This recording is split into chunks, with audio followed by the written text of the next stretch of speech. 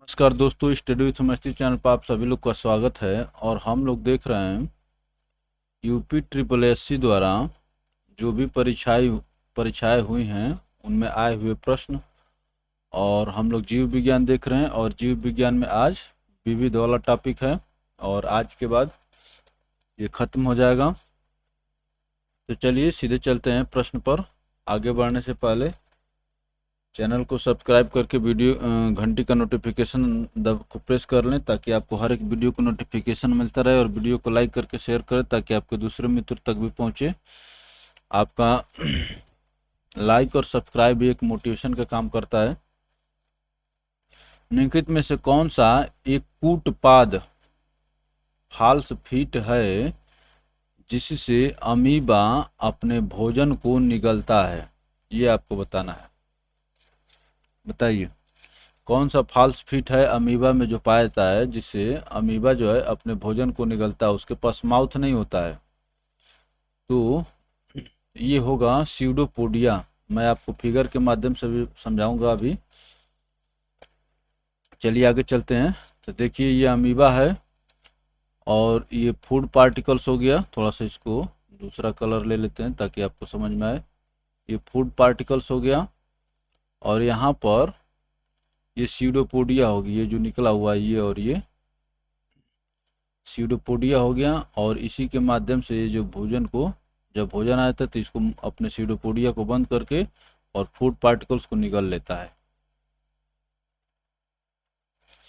तो ये अमीबा का भोजन ग्रहण करने की का तरीका है। चलिए आगे चलेंगे दोस्तों। देखिए क्या कह रहा है। अमीबा प्रोटोजोआ संघ का एक कोशिकीय केंद्रक युक्त प्रणाली है। एक एक कोशिकीय और न्यूक्लियस भी पाया जाता है जो तालाबों, पोखरों, नदियां, झरनों के स्थिर एवं ताजे जल के कीचड़ में पाया जाता है। इसका आकार हमेशा परिवर्तित होता रहता है। इसके शरीर के चारों ओर प्लाज्मा प्लाज्मा लेमा नामक झिल्ली होती है। इसके बाहरी सतह से छोटी छोटी रचनाएं बनती बिगड़ती रहती हैं जिसे कूटपाद स्यूडोपोडिया कहते हैं। स्यूडोपोडिया कहते हैं। यह संरचना अमीबा का प्रचलन अंग है एवं जंतु इसी से शिकार पकड़ता है। चलिए ये फिगर से आप अच्छे से समझेंगे। देखिए अमीबा में न्यूक्लियस भी पाया जाता है और यह एक कोशिकीय जीव है।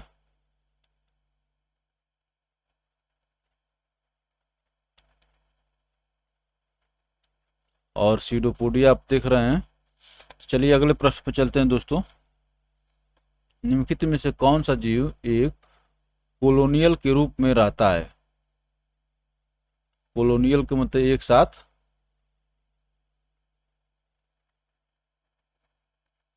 माने एक साथ बहुत सारे रहते हैं। निम्नलिखित में से कौन सा जीव एक कोलोनियल के रूप में रहता है? तो ये हो गया, फटाफट आंसर करिए दोस्तों। ये देखते रहे किस परीक्षा में पूछा गया है। ये यूपी ट्रिपल एससी द्वारा जो लोअर की परीक्षा हुई थी उसी 2019 में, उसी में थर्ड शिफ्ट में पूछा गया था ये। तो इसमें जो देख रहे हैं कि ओलओक्स नामक जो बैक्टीरिया है ये एक कॉलोनी के रूप में रहता है, कॉलोनी के रूप में रहता है। आप अपने गांव घर की कॉलोनी जानते हैं, शहर की। तो ये ओलओक्स नामक बैक्टीरिया जो है एक कॉलोनी के रूप में रहता है। चलिए आगे चलते हैं दोस्तों। ये देखिए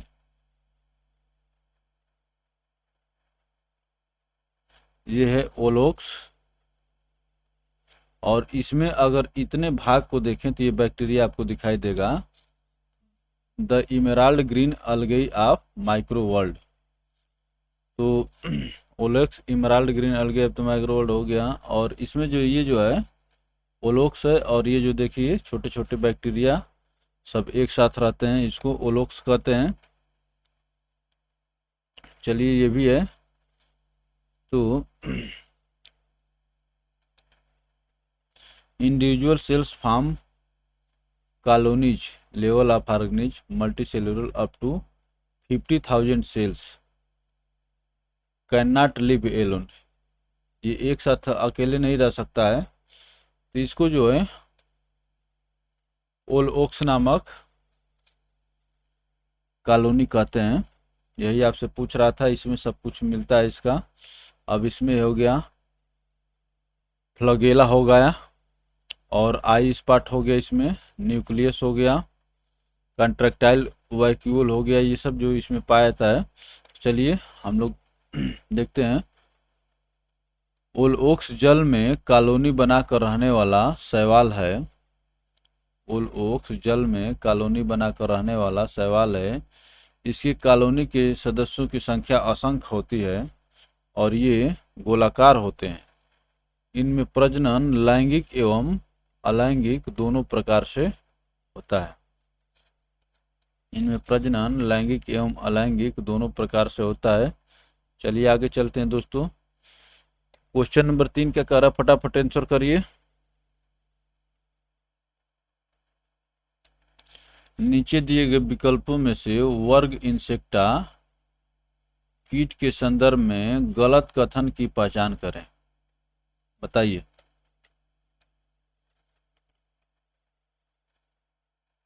तो कीट के संदर्भ में गलत कथन की पहचान करें, अभी मैं आपको फिगर के माध्यम से समझाऊंगा, लेकिन इसको देख लेते हैं। तो कीट का जो डिफिनीशन है इंसेक्ट का, इसमें 3 जोड़ी पैर पाए जाते हैं, ये बात सही है। इनके पैर आपस में जुड़े रहते हैं, ये भी बात सही है। और इनके प्रत्येक, यही का गलत है, इनके प्रत्येक शरीर खंड में 1 जोड़ी पैर होते हैं, ये गलत है। इनके कक्षीय खंडों में पैर विद्यमान रहते हैं। इनके कक्षीय माने कोई जरूरी नहीं कि प्रत्येक में हो, इनके कक्षीय खंडों में पैर विद्यमान रहते हैं, ये भी सही है। तो जो गलत है वही आपको उत्तर होगा, ऑप्शन सी आपको यहाँ पर करेक्ट होगा। चलिए हम दिखाते हैं अभी। ये देखिए, ये आपके आसपास से जाना पहचाना कीट है, इसको कहते हैं लेग। कितने जोड़ी लेग हो गए, 1 2 और 3। ये जो इसका एंटेना होता है, यही कह रहे हैं कि ये लेग नहीं होता, इसको कंफ्यूज नहीं करना है। और इसका हेड एंड कंपाउंड आई, आई इसकी कंपाउंड होती है, जुड़ी होती है, यहीं पर होती है। तो देखिए यहाँ से यहाँ तक इसका ये पेट हो गया, यहाँ से यहाँ तक ये पेट हो गया, और इसको थोराक्स कहते हैं, थोरासिस। तो ये जो है कैटेगरी इंसेक्ट, इंसेक्ट एनाटोमी। तो इन कीट की बनावट कैसे होती है ये यहाँ पर दर्शाया गया है। तो देखिए ये कह रहा है कि प्रत्येक खंड में इसके 1 पैर होते हैं। तो इस खंड में इसके कहाँ पैर हैं, इस खंड में पैर नहीं है। इस खंड में तो मान लें कि 1 है 2 है और फिर इसमें 3 हो गया, लेकिन प्रत्येक खंड में पैर नहीं होते हैं। और देखिए 3 जोड़ी पैर हैं, 1 2 3, 3 पैर इसके पैर होते हैं। तो चलिए इसको अब देखिए, इसमें 3 जोड़ी पैर पाए जाते हैं, बात सही है। इनके पैर आपस में जुड़े रहते हैं, जुड़े होते हैं, ये भी सही है। इनके कक्षीय खंडों में पैर विद्यमान रहते हैं। इनके प्रत्येक शरीर खंड में 1 जोड़ी पैर होते हैं, ये नहीं होते हैं, इसीलिए ये गलत था। और जो गलत था वही आपको उत्तर था। चलिए आगे चलेंगे अब हम लोग। कीट के प्रत्येक शरीर खंड में 1 जोड़ी पैर नहीं होते हैं, इनमें 3 जोड़ी पैर पाए जाते हैं। ये संघ आर्थ्रोपोडा के सदस्य हैं, ये संघ आर्थ्रोपोडा के सदस्य हैं। चलिए और आगे चलते हैं दोस्तों।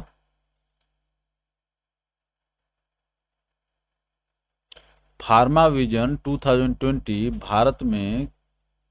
भारत को किस में अग्रणी रूप से विकसित करने का एक कार्यक्रम है। Pharmacy pharma. तो फार्मा विजन 2020 जो है मेडिसिन के क्षेत्र में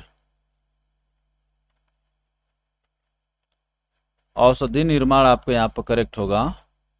फार्मा विजन 2020 भारत को औषधि निर्माण के क्षेत्र में अग्रणी रूप से विकसित करने का एक कार्यक्रम है। आगे चलते हैं दोस्तों। ये भी पूछा गया था लोअर की जो परीक्षा हुई थी उसमें 19 में सेकेंड शिफ्ट में। फार्मा विजन 2020 भारत को औषधि निर्माण में अग्रणी रूप से विकसित करने का एक कार्यक्रम है। इस विजन के अनुसार भारत को दवाइयों के निर्माण में ग्लोबल लीडर के रूप में उभरने का मौका मिलेगा। एम वेंकैया नायडू 17वें भारतीय फार्मास्यूटिकल कांग्रेस समिट करते हुए फार्मा विजन 2020 की घोषणा की। तो ये 19 का प्रश्न है। करंट का प्रश्न हो गया। पेप्टाइड बंध का निर्माण किनके बीच होता है? पेप्टाइड बंध का निर्माण, अभी सब मैं आपको फिगर के माध्यम से दिखा कर इसको समझाऊंगा। पेप्टाइड बंध का निर्माण किसके बीच होता है बताइए? तो ये होता है पेप्टाइड बंध का निर्माण जो है, जैसे अलग अलग प्रकार के बांड होते हैं, तो वही कह रहा है कि पेप्टाइड बांड का निर्माण किसके किसके बीच होता है। तो ये होता है अमीनो समूह और कार्बोक्सिल समूह के बीच में। अमीनो समूह और कार्बोक्सिल समूह के बीच में पेप्टाइड बांड पाया जाता है। ऑप्शन सी आपका यहाँ पर करेक्ट होगा, कार्बोनिल हाइड्रोक्सिल। ये नहीं होगा। अमीनो समूह और कार्बोक्सिल समूह के बीच में पेप्टाइड बांड्स पाए जाते हैं। चलिए आगे चलते हैं। ये देखिए अमीनो एसिड फर्स्ट हो गया और अमीनो एसिड सेकेंड हो गया। इसमें एन टर्मिनस हो गई। एन टर्मिनस का मतलब एन टर्मिनस और सी टर्मिनस। देखिए ये है, ये गलत लिखा है, ये है एन टर्मिनस और ये हो गया सी टर्मिनस। दो अमीनो अम्ल हो गए और इसमें ये आपका देख रहे हैं ये पेप्टाइड बांड है। इसको थोड़ा सा, ये हो गया आपका पेप्टाइड बांड। तो पेप्टाइड बांड जो है इसको कहते हैं कार्बोक्सिल समूह। इसको कहते हैं कार्बोक्सिल समूह। देखिए COOH, COOH को कार्बोक्सिल समूह कहते हैं। COOH कार्बोक्सिल समूह हो गया और ये हो गया अमीनो समूह NH2। देखिए एक N है और दो H है तो NH2 हो गया। यही क्या हो गया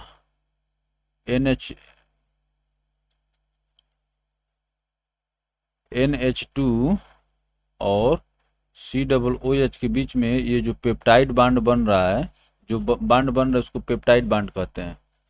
तो देखिए ये सी टर्मिनस, टर्मिनस का मतलब यहाँ से टर्मिनेट हो रहा है और ये नाइट्रोजन टर्मिनस हो गया और ये दोनों जुड़ते हैं, यहाँ पर पेप्टाइड बांड बनता है। तो ये हो गया कौन सा? कार्बोक्सिल समूह हो गया और ये हो गया अमीनो समूह।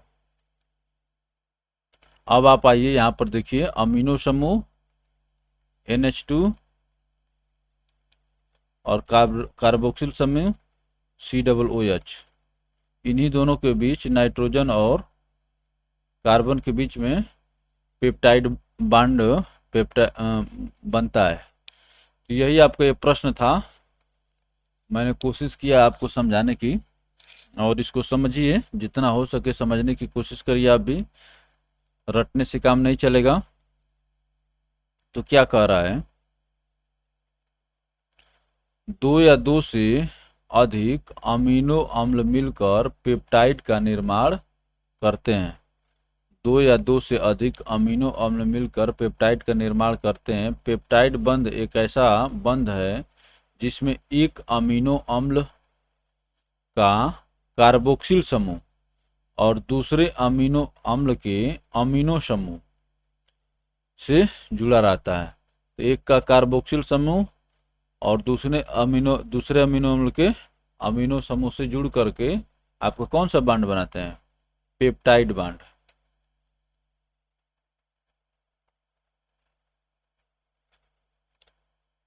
तो आशा करते हैं कि आपको अच्छे से समझ में आ गया होगा। ये देखिए एक अमीनो अम्ल है, ये दूसरा अमीनो अम्ल है और ये पहले अमीनो अम्ल का कार्बोक्सिल समूह और दूसरे अमीनो अम्ल का अमीनो समूह मिल करके पेप्टाइड बांड बना रहे हैं आपका यहाँ पर। चलिए आगे चलते हैं दोस्तों। और यहाँ पर ये और देख रहे हैं कि इतना चीज जुड़ करके वाटर बना लेता है H2O। ये था कोलीफॉर्म जीवाणुओं की संख्या निम्नलिखित में से किसके बारे में एक अनुमान प्रदान करती है।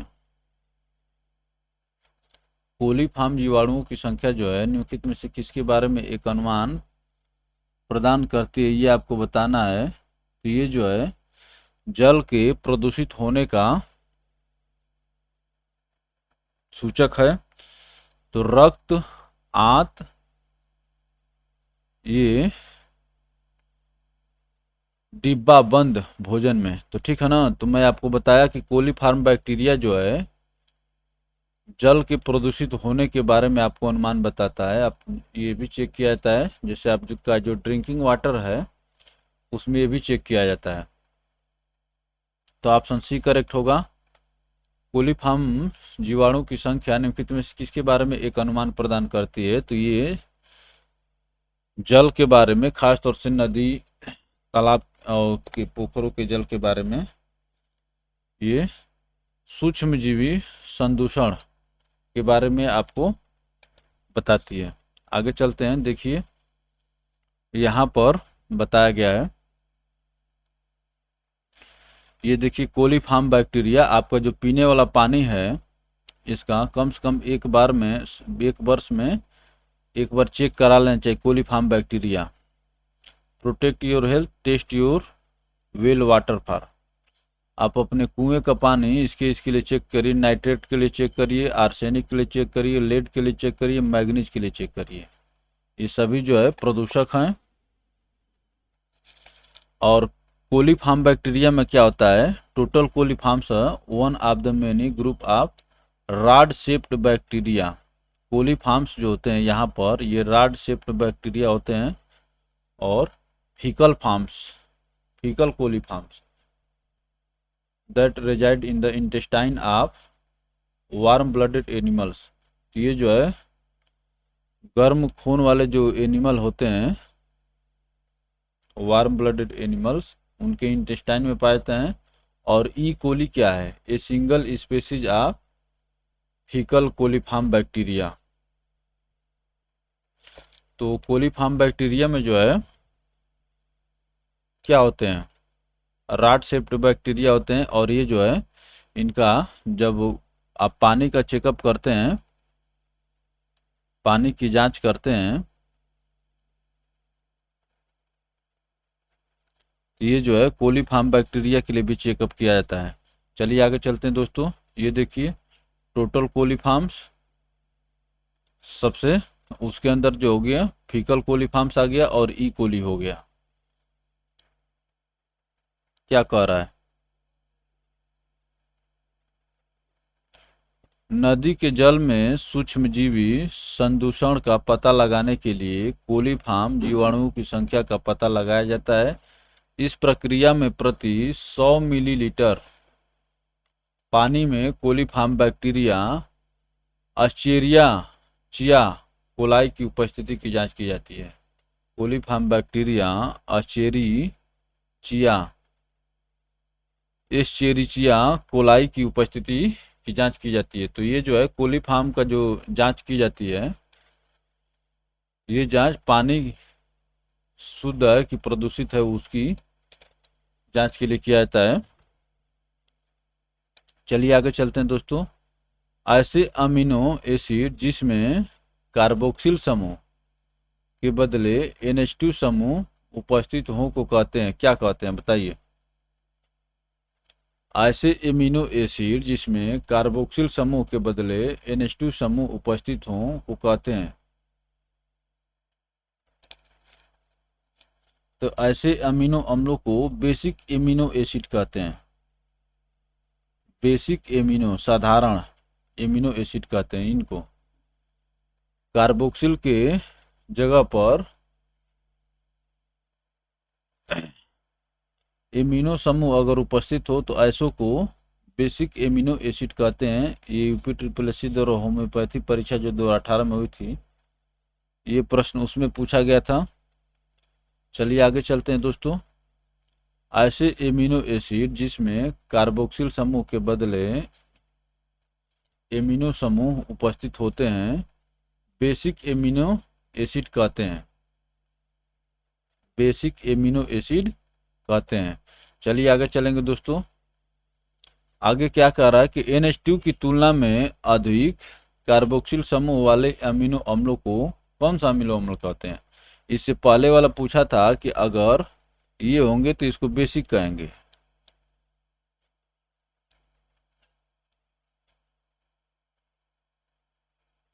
Basic amino acid, basic amino acid कहते हैं। लेकिन अब कह रहा है कि इनकी तुलना में जब ये अधिक होगा, कार्बोक्सिल समूह अधिक होगा वाले अमीनो अम्ल के कौन सा अमीनो अम्ल कहते हैं, ये आपसे पूछा गया है, बताइए।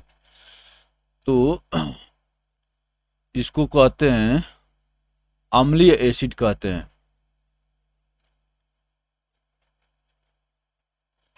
जब COOH ज़्यादा उपस्थित होगा तो इसको ये अम्ली वाला हो गया, और ये जो बेसिक का मतलब क्षारीय,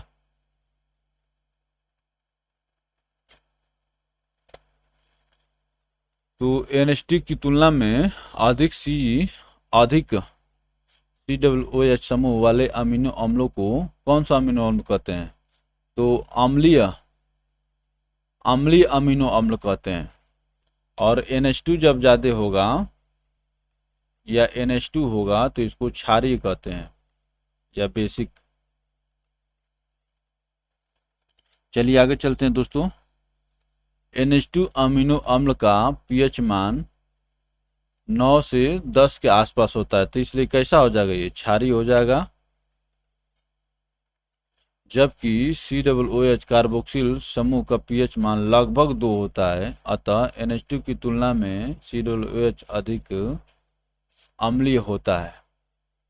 अतः NH2 की तुलना में COOH कार्बोक्सिल समूह अधिक अम्लीय होता है।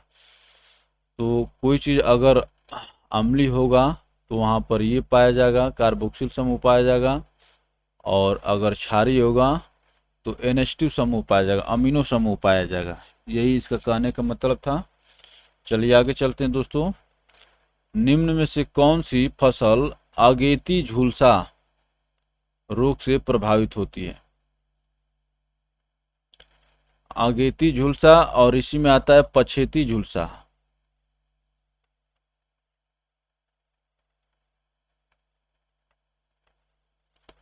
अगेती झुलसा और पछेती झुलसा रोग जो है, ये आलू का रोग है। इसमें होता क्या है कि आलू की पत्तियां जो हैं झुलसने लगती हैं। चलिए आगे चलते हैं दोस्तों। देखिए, आलू में अगेती एवं पछेती झुलसा रोग के लक्षण एवं नियंत्रण के उपाय। ये देखिए, आलू की पत्तियां जो है झुलस गई हैं। जो किसान फैमिली से होंगे वो जानते होंगे, आलू की पत्तियां झुलस जाती हैं। तो देखिए, आलू के पौधों में झुलसा रोग का प्रतिकूल असर होता है। तो देखिए, हम लोग देख लेते हैं आलू में अगेती झुलसा के लक्षण। अगेती झुलसा रोग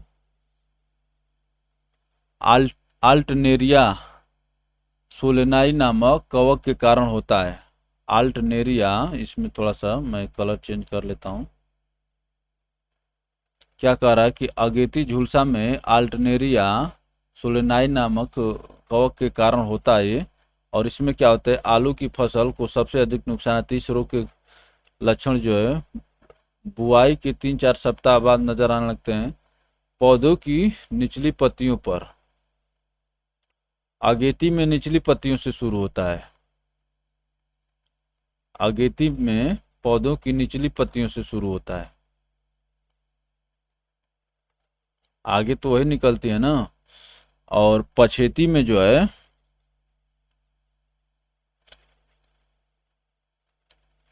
क्या कहता है, सिरे से झुलसने लगती हैं, पछेती में सिरे से। और अगेती जो रोग है, अगेती रोग जो है आल्टरनेरिया सोलेनाई नामक कवक के कारण होती है। और पछेती जो है, पछेती में सिरे से, याद रखेंगे। और पछेती में जो होता है, पछेती रोग में क्या होता है कि पछेती झुलसा रोग फाइटोप्थोरा फाइटोप्थोरा नामक कवक के कारण होता है। फाइटोप्थोरा नामक कवक के कारण होता है। और ये दिया गया है कि उससे बचाव के लिए उपाय क्या करना है, तो आपको देखना होगा तो देख लीजिएगा। तो अगेती रोग और पछेती रोग जो है, ये आलू का झुलसा रोग है। अगेती में क्या होता है कि नीचे से पत्तियां झुलसने लगती हैं, और पछेती में सिरे से। चलिए और आगे चलते हैं दोस्तों।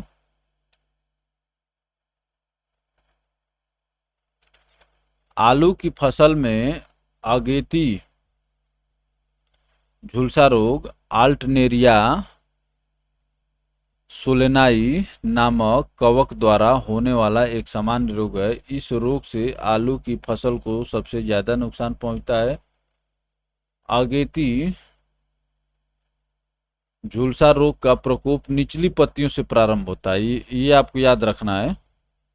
अगेती झुलसा रोग का माने प्रकोप जो निचली पत्तियों से प्रारंभ होता है, जिसके फलस्वरूप गहरे भूरे रंग के कुंडलाकार छल्ले नुमा धब्बे बनते हैं, जो बाद में बीच से टूट जाते हैं।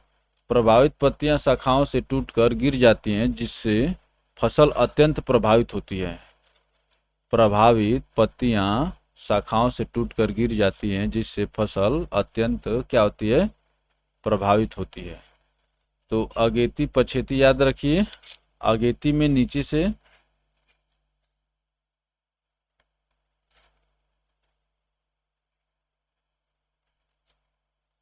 और पछेती में ऊपर से।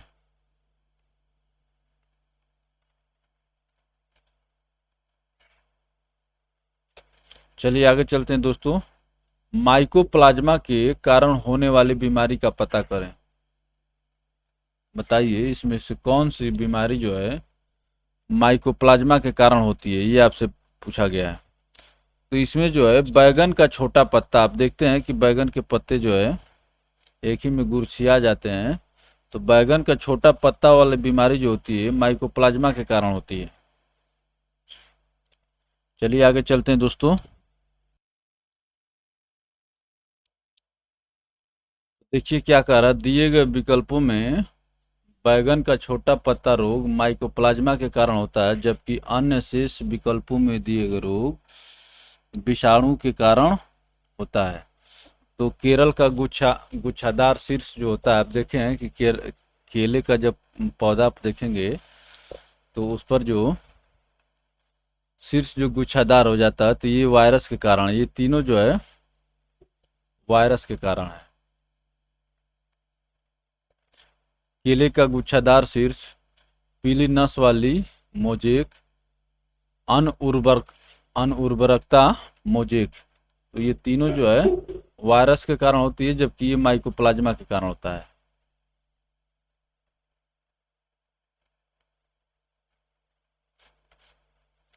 चलिए आगे चलते हैं दोस्तों। मक्के के लिए उगने से पहले इस्तेमाल करने के लिए निम्नलिखित में से किस तीर्णनाशी हर्बिसाइड की सिफारिश की गई है, बताइए। तो मक्के की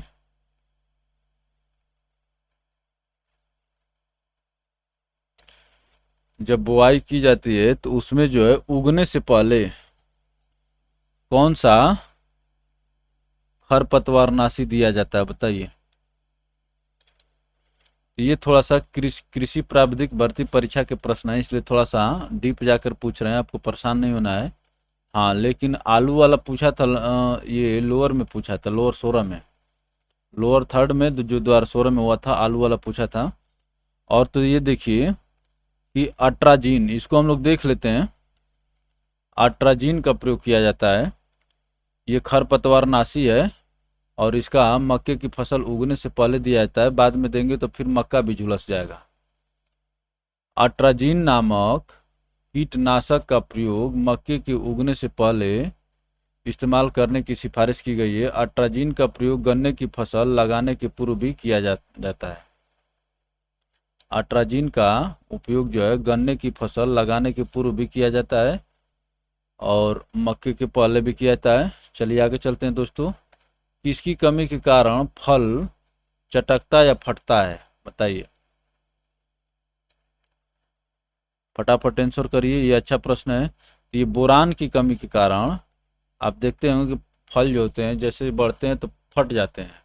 आप आम भी देखे होंगे कि आम भी फट जाता है। किसकी कमी के कारण फल चटकता या फटता है, तो बोरान की कमी के कारण। चलिए आगे चलते हैं दोस्तों। फलों के आकार लेने पर फलों के आकार लेने पर बाहर की त्वचा में पारगम्यता यानी लचीलापन जरूरी है, जिससे फल ठीक तरह से विकसित होता है। लेकिन बोरान की कमी से त्वचा में कठोरता आ जाती है, जिससे फल फट जाते हैं। पौधों में जिंक की कमी होने पर पौधों में देखिए, तो बोरान की कमी के कारण फट जाते हैं। अब आगे बता रहा है कि पौधों में जिंक की कमी होने पर ऑक्सिन हार्मोन की भी कमी हो जाती है, क्योंकि ऑक्सिन के संश्लेषण के लिए जिंक की आवश्यकता होती है। तो ऑक्सिन बनने के लिए जिंक जो है जरूरी होता है। फलों में वृद्धिरोधक हार्मोन की अधिकता के फलस्वरूप भी फट जाते हैं। फलों में वृद्धिरोधक हार्मोन की अधिकता के फलस्वरूप भी फट जाते हैं। तो बोरान की कमी के कारण फट जाते हैं और जिंक की कमी के कारण जो है ऑक्सिन हार्मोन का निर्माण नहीं होता है। चलिए आगे चलते हैं दोस्तों। खट्टे फलों में कैंकर की बीमारी किसके कारण होती है, मैं अभी दिखाऊंगा। खट्टे फलों में कैंकर की बीमारी किसके कारण होती है, बताइए। तो कैंकर की बीमारी जो होती है बैक्टीरिया के कारण होती है। चलिए आगे चलते हैं। ये देखिए नींबू है और नींबू पर ये जो धब्बे आ गए हैं इसी को कहते हैं कैंकर सिम्टम्स ऑफ फ्रूट्स।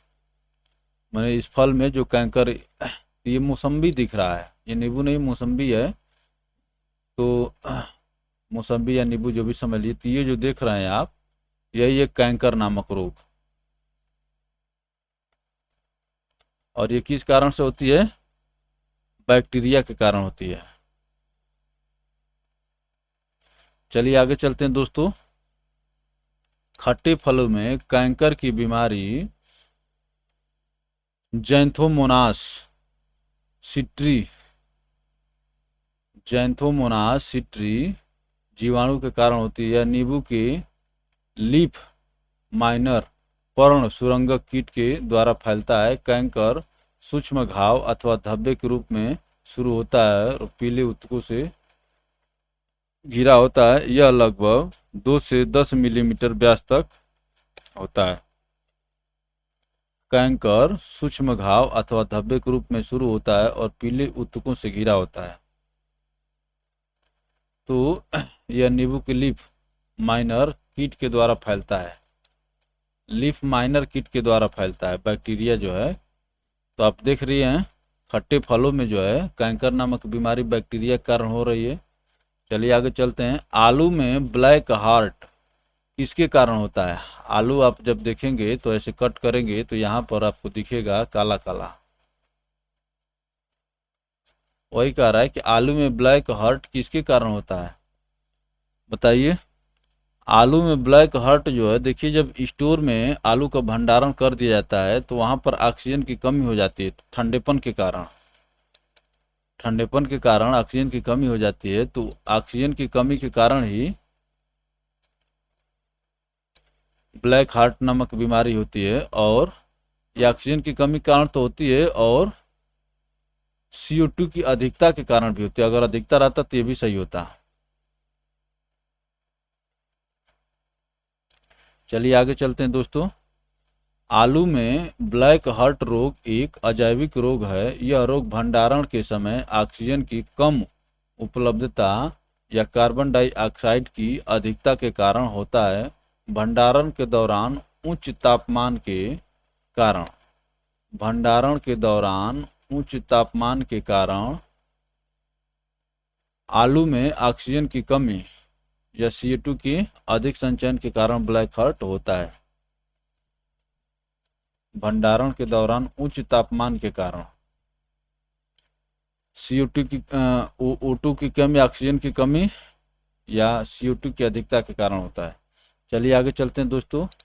नारियल में रेशे और शक्तिशाली फैटी एसिड बहुत अधिक मात्रा में होते हैं, जिन्हें मध्य श्रृंखला क्या कहा जाता है। यहाँ पर ब्लैंक स्पेस दिया हुआ है। नारियल में रेशे और शक्तिशाली फैटी एसिड बहुत अधिक मात्रा में होते हैं, जिन्हें मध्य श्रृंखला ट्राइग्लिसराइड कहा जाता है। MCT आता है, MCT। Medium chain triglyceride, M का हो गया मीडियम, C से हो गया चेन और T से हो गया ट्राइग्लिसराइड। ट्राइग्लिसराइड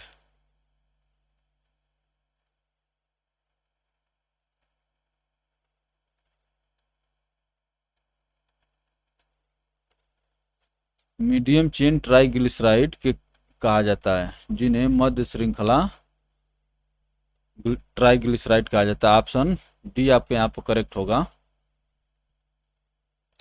नारियल में रेशे और शक्तिशाली फैटी एसिड बहुत अधिक मात्रा में होते हैं, जिन्हें मध्य श्रृंखला ट्राइग्लिसराइड कहा जाता है। याद रखिए, नारियल में रेशे और शक्तिशाली फैटी एसिड बहुत अधिक मात्रा में होते हैं, जिन्हें मध्य श्रृंखला ट्राइग्लिसराइड, मीडियम चेन ट्राइग्लिसराइड या MCT कहते हैं। मध्य श्रृंखला ट्राइग्लिसराइड फैटी एसिड के प्रकार हैं, जिसमें 6 से 12 कार्बन परमाणु उपस्थित होते हैं। कई गुणों से भरपूर यह तेल स्वास्थ्यपरक फायदों की पीढ़ियों से इस्तेमाल हो रहा है। स्वास्थ्यपरक फायदों की पीढ़ियों से इस्तेमाल होता है, क्योंकि इसकी वसा शरीर में संग्रहित नहीं होती है। क्योंकि इसकी वसा जो है शरीर में क्या होती है, इकट्ठा नहीं होती है। तो नारियल का पानी पीना, नारियल खाना अच्छी बात है। चलिए आगे चलते हैं दोस्तों।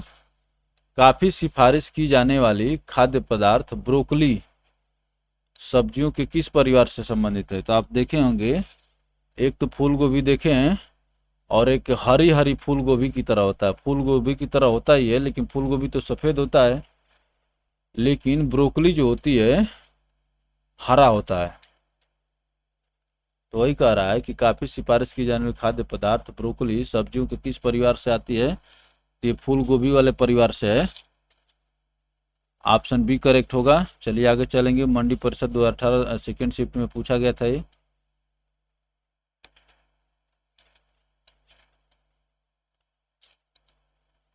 सरसों, ब्रोकली, फूल गोभी, शलजम आदि इसी परिवार की प्रमुख फसल हैं।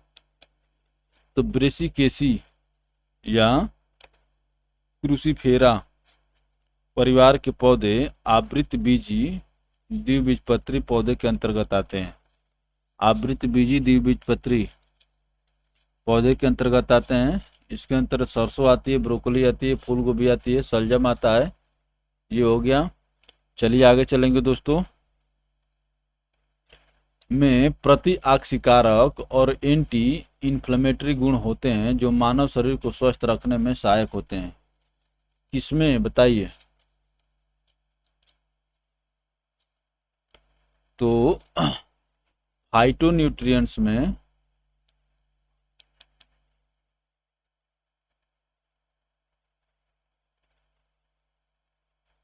फाइटोन्यूट्रिएंट्स में क्या होता है बताइए। फाइटोन्यूट्रिएंट्स में जो है दोस्तों, ये फाइटो जो होगा ऐसे नहीं होगा, PHYTO होगा। फाइटोन्यूट्रिएंट्स में प्रति ऑक्सीकारक और एंटी इन्फ्लेमेटरी गुण होते हैं जो मानव शरीर को स्वस्थ रखने में सहायक होते हैं। ऑप्शन डी आपके यहाँ पर करेक्ट होगा। चलिए आगे चलते हैं दोस्तों। फाइटोन्यूट्रिएंट्स में प्रति ऑक्सीकारक और एंटी इन्फ्लेमेटरी गुण होते हैं जो मानव शरीर को स्वस्थ रखने में सहायक होते हैं। तो याद रखिए। अब क्या कह रहा है कि विश्व स्वास्थ्य संगठन की संतुलित आहार की सलाह के अनुसार अस्वास्थ्यकर वजन बढ़ने से बचने के लिए आप का वजन बहुत ज़्यादा न बढ़ जाए, वजन ज़्यादा बढ़ना भी एक बीमारी ही है। अस्वास्थ्यकर वजन बढ़ने से बचने के लिए कुल ऊर्जा सेवन से अधिक नहीं होनी चाहिए। बताइए, कुल ऊर्जा सेवन से कितने से अधिक नहीं होनी चाहिए? 30% से अधिक नहीं होनी चाहिए। कुल वसा जो है कुल ऊर्जा सेवन से 30% अधिक नहीं होनी चाहिए। चलिए आगे चलेंगे दोस्तों। वर्ल्ड हेल्थ ऑर्गेनाइजेशन की संतुलित आहार की सलाह के अनुसार अस्वास्थ्यकर वजन बढ़ने से बचने के लिए वसा से प्राप्त ऊर्जा की मात्रा कुल ऊर्जा के 30% से अधिक नहीं होनी चाहिए। जब आपको शरीर की जितनी ऊर्जा की ज़रूरत है, वह फैट की ज़रूरत है या ऊर्जा की ज़रूरत है, तो आप 30% अगर ऊर्जा लेंगे तो क्या होगा? आप में फैट इकट्ठा नहीं होगा। इसका कहने का मतलब ये है, वसा से प्राप्त ऊर्जा की मात्रा कुल ऊर्जा की 30% से अधिक नहीं होनी चाहिए। चलिए आगे चलते हैं दोस्तों। निम्नलिखित में से कौन सी प्रक्रिया प्रकृति जल विज्ञान हाइड्रोलॉजिकल अथवा जल चक्र का भाग नहीं है? बताइए। जल चक्र का भाग नहीं है तो जल चक्र में वाष्पीकरण होता है, वाष्पोत्सर्जन होता है और वर्षण भी होता है। वर्षा का होना वर्षण कहलाता है, लेकिन विसरण नहीं आता है। यही आपका ऑप्शन बी करेक्ट होगा। चलिए आगे चलते हैं दोस्तों।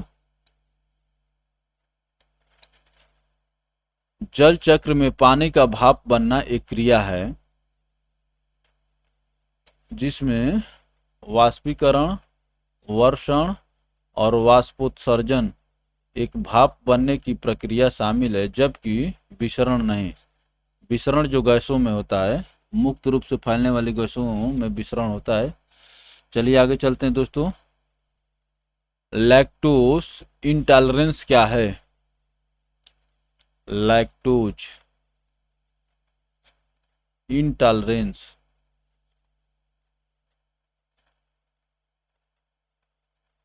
क्या है, ये आपसे पूछ रहा है। बताइए, लैक्टोज इंटॉलरेंस क्या है? तो आप लैक्टोज जानते हैं, लैक्टिक अम्ल आपके दूध में पाया जाता है, और अगर आप उसको नहीं पचा पाते हैं तो क्या होता है?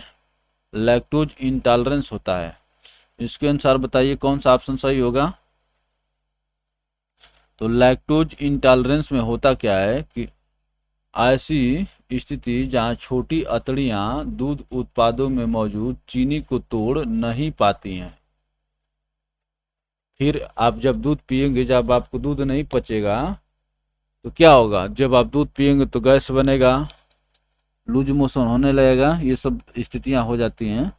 चलिए आगे चलते हैं दोस्तों। लैक्टोज इंटॉलरेंस एक सामान्य पाचन समस्या है जिसमें छोटी आंत में दुग्ध पदार्थ में पाए जाने वाली शर्करा लैक्टोज का पाचन बाधित हो जाता है। वैसे यह समस्या नुकसान रहित है, परंतु यह काफ़ी असहनीय होती है। इसके कारण डायरिया या गैस बनने की भी समस्या हो सकती है। इसके कारण जो डायरिया या गैस बनने की समस्या हो सकती है। चलिए आगे चलेंगे दोस्तों। तो दोस्तों क्वेश्चन नंबर 21 हम लोग को देखना है, और ये कह रहा है कि निम्नलिखित जीवों में से किसमें कोशिका में अच्छी तरह से व्यवस्थित न्यूक्लियस नहीं पाया जाता है? तो यही सीधे सीधे कह रहा है कि किसके कोशिका में न्यूक्लियस जो अच्छी तरह से नहीं पाया जाता, व्यवस्थित न्यूक्लियस नहीं पाया जाता है। ये होता है बैक्टीरिया में। ऑप्शन डी आपका करेक्ट होगा। नहीं पाता है, न्यूक्लियस पाता है लेकिन व्यवस्थित नहीं पाता है। और इसमें एंट एमीबा हो गया, स्पाइरोगायरा हो गया, हाइड्रा हो गया, इन सब में व्यवस्थित पाता है। ये युवा कल्याण अधिकारी द्वारा 18 का सेकेंड शिफ्ट का पेपर था। चलिए आगे चलते हैं दोस्तों। बैक्टीरिया को प्रोकैरियोट माना जाता है। यूकैरियोट और प्रोकैरियोट होता है ना, दो होते हैं। बैक्टीरिया को प्रोकैरियोट माना जाता है, जिसका अर्थ है कि उनके पास न्यूक्लियस और अन्य झिल्लियां बाध्य ऑर्गेनल्स नहीं है। तो ये जो है ऑर्गेनल्स जो होते हैं सेपरेटेड नहीं होते हैं प्रोकैरियोट्स में, जिसका अर्थ है कि उनके पास न्यूक्लियस और अन्य झिल्ली बाध्य ऑर्गेनल्स नहीं है। चलिए आगे चलते हैं दोस्तों। प्रसिद्ध डाली भेड़ किस तकनीकी के परिणाम स्वरूप अस्तित्व में आई थी? तो ये डाली भेड़ के बारे में पूछ रहा है दोस्तों। आप जानते हैं ये भी बहुत चर्चित है। ये जो है डाली भेड़ जो है पहली क्लोनिंग के बाद इसका जन्म हुआ था। तो युवा कल्याण अधिकारी विकास परिषद द्वारा 18 के भी सेकेंड शिफ्ट का पेपर है। तो प्रसिद्ध डाली भेड़ किस तकनीकी के परिणाम स्वरूप अस्तित्व में आई थी? तो क्लोनिंग के कारण, क्लोन तकनीकी द्वारा इसका जन्म हुआ था डाली का। ऑप्शन ए करेक्ट होगा। चलिए आगे चलते हैं दोस्तों। डाली एक मादा घरेलू भेड़ थी और क्लोनिंग हस्तांतरण की प्रक्रिया को उपयोग करते हुए एक वयस्क सोमैटिक सेल से क्लोन की गई पहली स्तनधारी पशु थी। क्लोन की गई पहली स्तनधारी पशु थी। सोमैटिक सेल से क्लोन की गई पहली स्तनधारी पशु थी। और ये डाली जो है भेड़ थी। आप अभी देखें हैं कि डाली जो है भेड़ थी, ये लिखा हुआ है। चलिए आगे चलते हैं। भोजन के किस अवयव का सकल कैलोरीफिक मान सर्वाधिक होता है? अर्थात किससे आपको ज़्यादा ऊर्जा मिलती है? कैलोरीफिक मान सर्वाधिक किसका होता है, ये आपसे पूछा जा रहा है, बताइए फटाफट। तो देखिए फैट जो होता है ये आपके लिए नुकसानदायक तब होता है जब आपके शरीर में ज़्यादा इकट्ठा हो जाता है, नहीं तो फैट में ही सबसे ज़्यादा ऊर्जा मिलती है। ऑप्शन सी करेक्ट होगा इसका। सबसे ज़्यादा कैलोरीफिक मान जो है, कैलोरीफिक वैल्यू जो है वसा की होती है। चलिए आगे चलते हैं। वसा अवयव का सबसे अधिक सकल कैलोरीफिक मान होता है। वसा का 1 ग्राम 9 किलो कैलोरी उत्पन्न करता है। वसा का 1 ग्राम 9 किलो कैलोरी उत्पन्न करता है, जो सबसे अधिक है। इससे सब कम ही होता है। चलिए आगे चलते हैं दोस्तों। कार्बोहाइड्रेट ऊर्जा प्रदान करते हैं। आप देखें कि फैट जो है सबसे ज़्यादा प्रदान करते हैं, तो कार्बोहाइड्रेट कितना प्रदान करेंगे? उससे नीचे ही होगा। तो हम लोग देखे थे कि फैट की कैलोरीफिक वैल्यू 9 किलो कैलोरी प्रति ग्राम थी। तो मैं ये कह रहा हूँ कि कार्बोहाइड्रेट की कैलोरीफिक वैल्यू जो है फैट से कम ही होगी। देखिए ये ज़्यादा हो गया, ये ज़्यादा हो गया, और ये तो है कम है लेकिन बहुत कम है, नज़दीक है। तो कार्बोहाइड्रेट की कैलोरीफिक वैल्यू जो है दोस्तों 4 किलो कैलोरी प्रति ग्राम।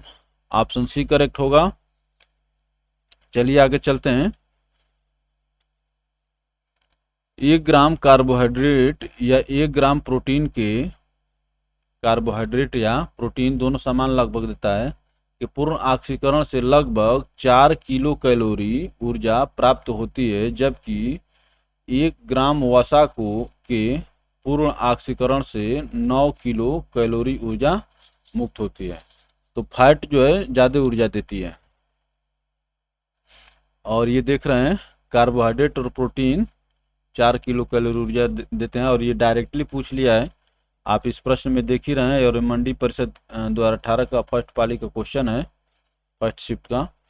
चलिए और आगे चलते हैं दोस्तों, और ये आज का अंतिम प्रश्न रहेगा। चलिए फटाफट आंसर करिए। शरीर में तरल पदार्थ के संतुलन को बनाए रखने के साथ हृदय की मांसपेशियों के सही तरीके से काम करने के लिए महत्वपूर्ण है। तो कह रहा है कि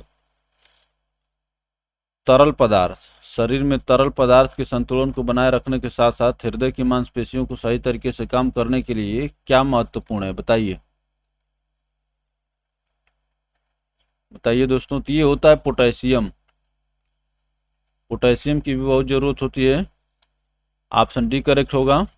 चलिए आगे चलते हैं। शरीर में तरल पदार्थों के संतुलन को बनाए रखने के साथ साथ हृदय की मांसपेशियों के सही तरीके से काम करने के लिए आवश्यक प्रमुख खनिज सोडियम तथा पोटेशियम है।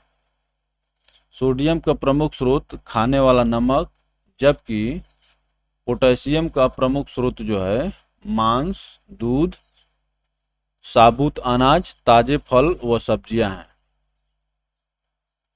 तो तरल पदार्थों के लिए दोनों जरूरत होता है, तरल पदार्थों को और मांसपेशियों को, सोडियम और पोटेशियम। तो सोडियम तो आपको नमक से मिल जाता है, लेकिन पोटेशियम के लिए आपको मांस हो गया, दूध हो गया, साबुत अनाज हो गया, ताजे फल व सब्जियां हो गया। तो फल, दूध, सब्जियां आपको खाते रहना चाहिए।